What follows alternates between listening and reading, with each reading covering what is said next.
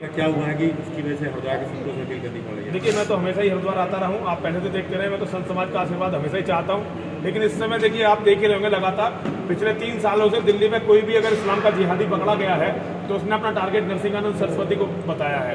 पहली बार जैसे मोहम्मद, जो इसकी साउथ एशिया की सबसे बड़ी ताकत है, जिहादी ताकत, उसने एक आदमी को मारने के लिए अपना पूरा नेटवर्क लगाया हुआ है।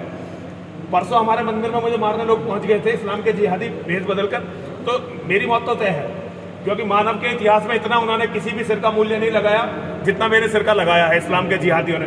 तो मेरी मौत तो तय है, लेकिन मैं चाहता हूं कि मेरे जीवन का एक एक क्षण, एक एक सेकंड मेरे जीवन का अब सनातन धर्म के काम आए।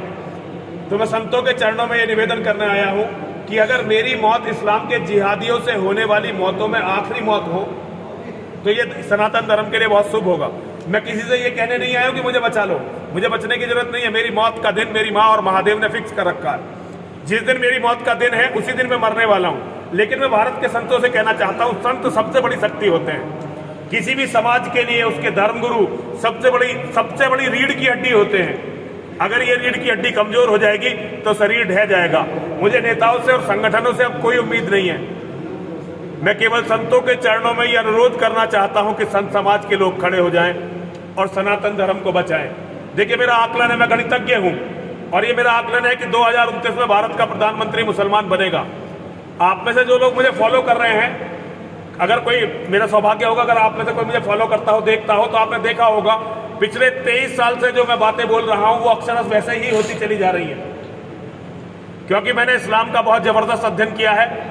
2029 में भारत का प्रधानमंत्री यदि मुसलमान हो गया तो अगले केवल 20 सालों में, 29 के बाद 49 तक 40% हिंदुओं का कत्ल हो जाएगा। 50% हिंदू अपना धर्म परिवर्तन कर लेंगे और 10% हिंदू शरणार्थी शिविरों में या अमेरिका में, लंदन, कनाडा, विदेशों में वहां बचेंगे। यहां सनातन खत्म होगा, और सनातन खत्म होने के बाद भारत भूमि दुनिया का सबसे बड़ा कैंसर होगी। यहां की ताकत से इस्लाम के जिहादी पूरी दुनिया को बर्बाद कर देंगे।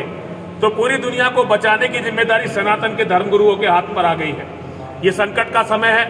मैं सनातन के धर्मगुरुओं से अनुरोध करना चाहता हूं, इसी के लिए मैं आया हूं। मैं बहुत छोटा आदमी हूं। अगर मैंने अपने जीवन में कभी किसी के प्रति कोई गलत बात कही है तो सभी संत समाज के लोग मुझे क्षमा करेंगे। लेकिन मेरी बात यदि संत समाज और हिंदू समाज नहीं सुनेगा तो ये बहुत बड़ा दुर्भाग्य होगा, और मैं चाहता हूं ऐसा ना हो। संत समाज मेरी बात सुने, हिंदू मेरी बात सुने, और आप सभी लोग अपने बच्चों को बचाइए, अपने बच्चों को बचाइए, अपने परिवारों को बचाइए, अपने घर की औरतों को बचाइए। नरसिंहानंद को मरने के लिए छोड़ दीजिए। मेरा होना या ना होना कोई बड़ी बात नहीं है, लेकिन कल इस्लाम के जिहादी जो आपके घर की औरतों के साथ करेंगे, आपके बच्चों के साथ करेंगे, आप उसे सहन नहीं कर पाएंगे।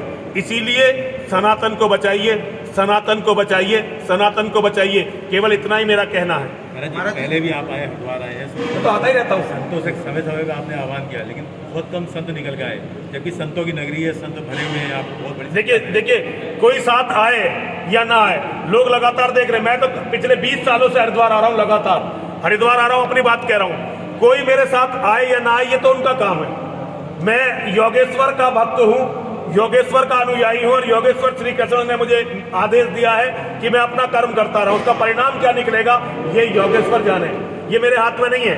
मेरा केवल इतना ही है कि मैं अपना कर्म करता रहूं।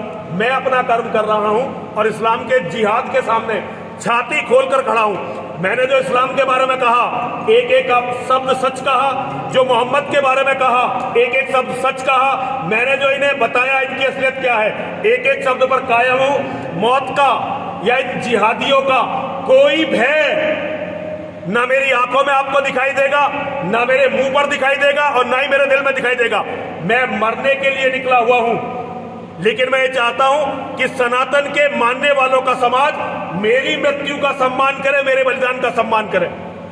महाराज जी, किराना के बाद अलीगढ़ के कुछ क्षेत्रों से हिंदू, केवल अलीगढ़ मत देखो, यहाँ हरिद्वार में बहुत पलायन हो रहा है, गाजियाबाद में बहुत पलायन, दिल्ली में पलायन हो रहा है। भाई, हर जगह से हिंदू भाग रहा है। पता नहीं हिंदू कहां भागना चाहता है, कुछ समझ में नहीं आ रहा। बहन बेटियों को छोड़ के भाग रहा है, घर संपत्ति को छोड़ के सब छोड़ के भाग रहा है। पता नहीं साले कहां तक भागेंगे ये हिंदू।